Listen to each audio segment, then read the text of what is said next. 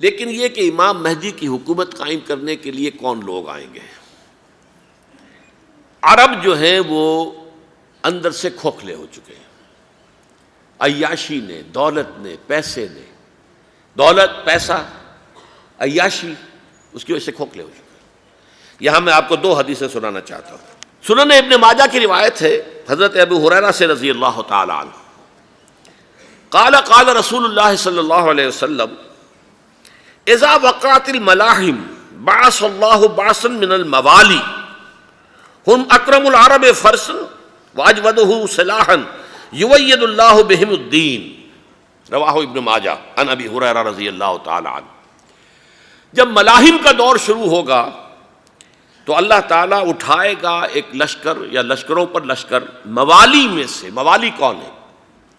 عربوں نے جب فتح کیا تھا اس پورے علاقے کو خلافت راشدہ کے دوران، اور پھر وہ لوگ جو ہیں، ایک رائے تو یہ تھی کہ انہیں غلام بنایا جائے سارے آبادیوں کو، لیکن یہ کہ حضرت عمر کا اجتہاد تھا، اس کے مطابق جو ان کو غلام نہیں بنایا گیا تو وہ موالی کی حیثیت رکھتے ہیں۔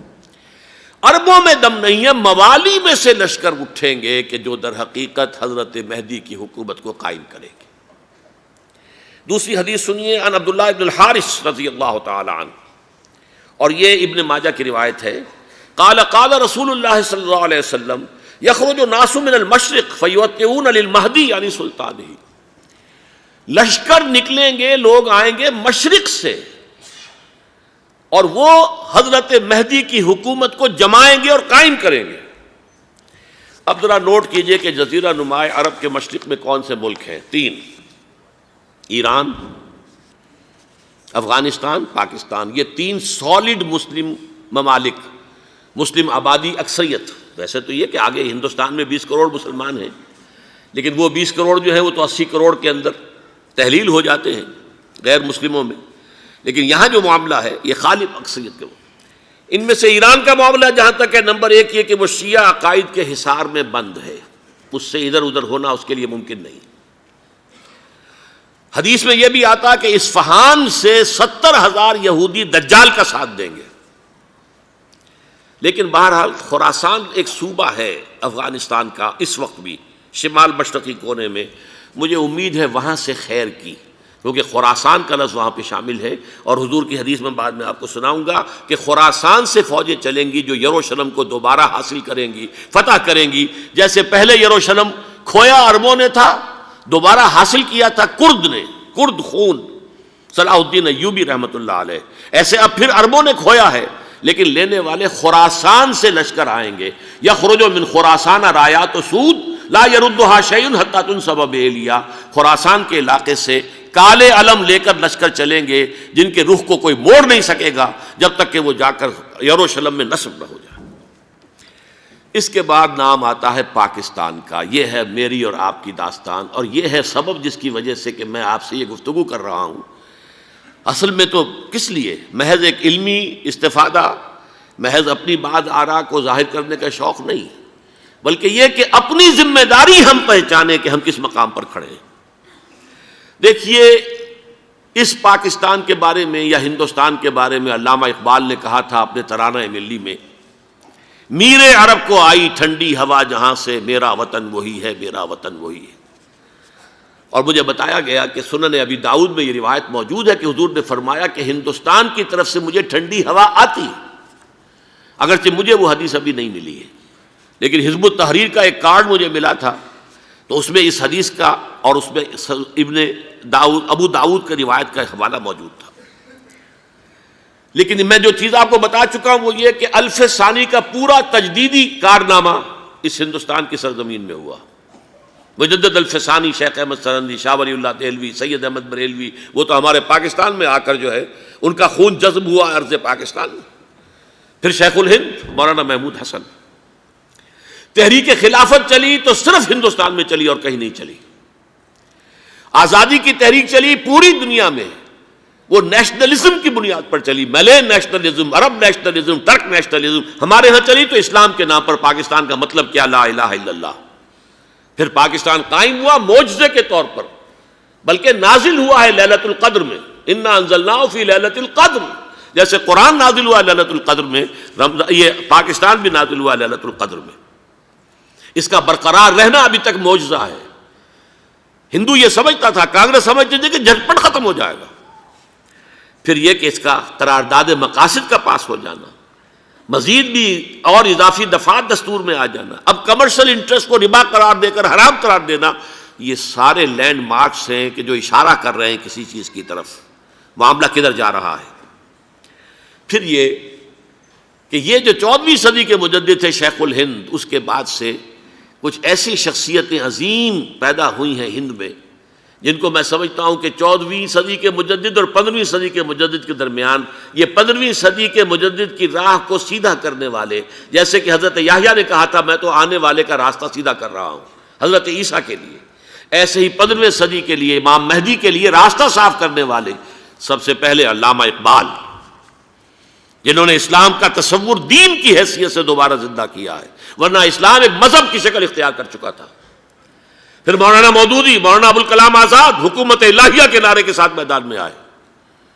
یہ اقبال نے جو تصور پیش کیا تھا اس پر عملی جد و جہد کے لیے حزب اللہ قائم ہوئی۔ نوٹ کر لیجئے 11 برس کا فرق ہے عمر کا علامہ اقبال کے اور ابوالکلام کے، اور 1913 میں جب حزب اللہ قائم کی ہے اس وقت علامہ اقبال کی ملی شاعری اپنے عروج کو پہنچ چکی تھی۔ پھر یہ کہ علامہ اقبال کے بعد تعمیل جو ہے اس کام کی وہ ابوالکلام نے کی، لیکن روایتی علماء کی شدید مخالفت کی وجہ سے وہ بددل ہو کر چھوڑ گئے، کانگریس میں شامل ہو گئے، بساط جو ہے حزب اللہ کی انہوں نے لپیٹ دی۔ پھر مولانا مودودی آئے، انہوں نے وہ ڈور جو ہے اس کا سرا تھاما، جماعت اسلامی قائم کی حکومت الہیہ ہی کے قیام کے لیے۔ اگرچہ میرے نزدیک یہ کہ وہ انتخابی اور ایک قومی سیاست کی ایک جماعت بن کر پاکستان میں جو ہے دلدل میں پھنس گئی ہے، اب ہم اس کی کوشش کر رہے ہیں، تنظیم اسلامی اور یہ تحریک خلافت جس کے تحت یہ جلسہ ہو رہا ہے، یہ ساری چیزیں وہ ہیں کہ آپ کو سوائے پاکستان کے اور کہیں نہیں ملیں گی پوری دنیا میں۔ معلوم ہوتا ہے کہ پاکستان کو بہت بڑا رول پلے کرنا ہے اس میں، اور اس کے ساتھ اب جمع کر لیجئے افغانستان کی عمارت افغانستان، اسلامی عمارت افغانستان قائم ہو چکی ہے۔ یہ پچھلے 20 سالوں میں جو کچھ وہاں ہوتا رہا ہے اس سے پہلے تصور نہیں ہو سکتا تھا۔ علامہ اقبال کے فرزند بھی دیکھ کر آئے ہیں، تو اگرچہ وہ خود میں سمجھتا ہوں کہ خاصے انہیں آپ لبرل کہیں، آزاد خیال کہیں، لیکن اس درجے متاثر ہو کر آئے تھے کہ انہوں نے یہ کہا افغانستان میں جو میں نے حالات دیکھے ہیں کہ اگر 2-4 اور مسلمان ملکوں کے اندر یہ نظام قائم ہو جائے تو پوری دنیا مسلمان ہو جائے گی۔ یہ سب کچھ کیسے ہو رہا ہے؟ یہ آنے والے دور کی جھلکیاں ہیں۔ Coming events are casting their shadows before. یہ سب بتا رہے ہیں کہ پاکستان افغانستان کو مل کر اس میں کوئی عظیم رول پلے کرنا ہے۔ اور اس کے ضمن میں اب میں علامہ اقبال کے بارے میں آخری بات کہہ رہا ہوں۔ علامہ اقبال کے بارے میں عام یہ خیال ہے، انہوں نے اپنے خطبات میں مہدی کا اور نزول مسیح کا، حالانکہ میں کل پڑھ رہا تھا مولانا سعید احمد اکبر آبادی رحمۃ اللہ علیہ کا ایک مقالہ ان کا کہ علامہ اقبال نے ابن خلدون کے بارے میں یہ کہا ہے کہ مہدی کا اور نزول عیسیٰ کا دونوں کا انہوں نے انکار کیا ہے، حالانکہ ابن خلدون نے نزول عیسیٰ کا انکار نہیں کیا، صرف مہدی کا انکار کیا ہے۔ بہرحال علامہ اقبال نے خطبات میں انکار کیا ہے، لیکن یہ کہ اپنی شاعری کے اندر میں چیلنج کرتا ہوں کسی بڑے سے بڑے اقبال شناس کو، ان کا یہ شعر ذرا سنیے: خضر وقت از خلوت دشت حجاز آید بروں، کارواں زی وادی دور و دراز آید بروں۔ خضر وقت، امام وقت، رہنمائے وقت، قائد وقت، خلوت دشت حجاز، حجاز کی صحرا کی کسی خلوت گزینی سے نکل کر باہر آئیں گے۔ میں حیران ہوتا ہوں علامہ کے اس فکر پر اور اس مصرے پر۔ یہاں انہوں نے شیعہ اور سنی دونوں کے کانسیپٹ جمع کر دیے۔ شیعہ کا کانسیپٹ یہ چھپے ہوئے کسی غار میں وہاں سے برآمد ہوں گے، اور ہمارا کانسیپٹ میں ام سلمہ رضی اللہ تعالیٰ عنہ کی حدیث سنا چکا، چھپے ہوئے ہوں گے وہ وہاں پر، مدینے سے نکل کر آ کر مکے میں چھپ جائیں گے۔ اس خانہ جنگی کی حالت میں لوگ ان کی طرف دیکھ رہے ہوں گے، سوچتے ہوں گے انہیں میدان میں آنا چاہیے، کوئی پارٹ پلے کرنا چاہیے، امت کی کوئی رہنمائی کرنی چاہیے، لیکن وہ چھپیں گے، وہ کارہ ہوں گے، وہ اس ذمہ داری کو قبول نہیں کرنا چاہیں گے، جا کے چھپ جائیں گے مکے میں، وہاں سے مکے والے انہیں نکالیں گے، اور وہ کارہ ہوں گے، انہیں بالکل یہ پسند نہیں ہوگا کہ یہ ذمہ داری اٹھائیں۔ تو خضر وقت از خلوت دشت حجاز آید بروں، کارواں زی وادی دور و دراز آید بروں۔ کارواں جو چلے گا ان کی مدد کے لیے اس وادی دور و دراز، اس عظیم وادی دور و دراز، یہ وادی سندھ ہے۔ وادی سندھ جو ہے ہم سمجھتے ہیں کہ صرف یہ پاکستان اور پنجاب جو ہے یہ اس میں شامل ہے، سندھ اور پنجاب نہیں، افغانستان کا پورا مشرقی علاقہ اس میں شامل ہے۔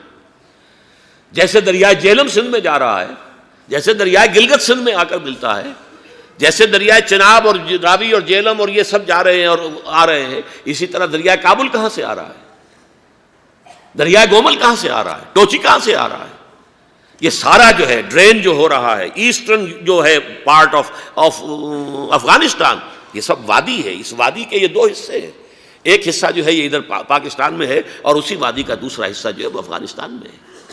کارواں زی وادی دور و دراز آیت بروں، کارواں چلے گا یہاں سے، یخرج ناس من المشرق یؤتون للمہدی یعنی سلطان ہی، مشرق سے فوجیں چلیں گی کہ جو مہدی کی حکومت قائم کریں گی، اور یخرج من خراسان رایات و سود، اور خراسان سے سیاہ پرچم چلیں گے کہ جن کا رخ کوئی موڑ نہیں سکے گا، حتیٰ تنصب بیلیا، یہاں تک کہ وہ جا کر یروشلم کے اندر نصب ہو جائیں گے۔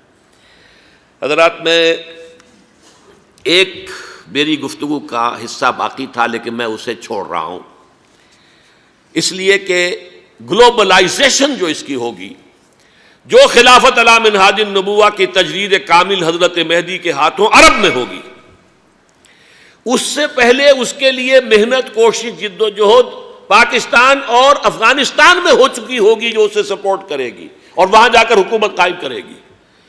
اس کے بعد گلوبلائزیشن کا جو مرحلہ اس کا ہے وہ حضرت مہدی کے ہاتھوں نہیں ہے، وہ حضرت عیسیٰ ابن مریم ان کے نزول کے بعد ہے، جن کے نزول کے بعد دجال کا خاتمہ ہوگا اور یہودیوں کا استحصال ہوگا، مسلمانوں پر بھی بڑی تکالیف اربوں پر آئیں گی، شدائد آئیں گے، لیکن یہ وہ میں حصہ ملتوی رکھتا ہوں کسی دوسری محفل اور کسی دوسری مجلس اور نشست پر۔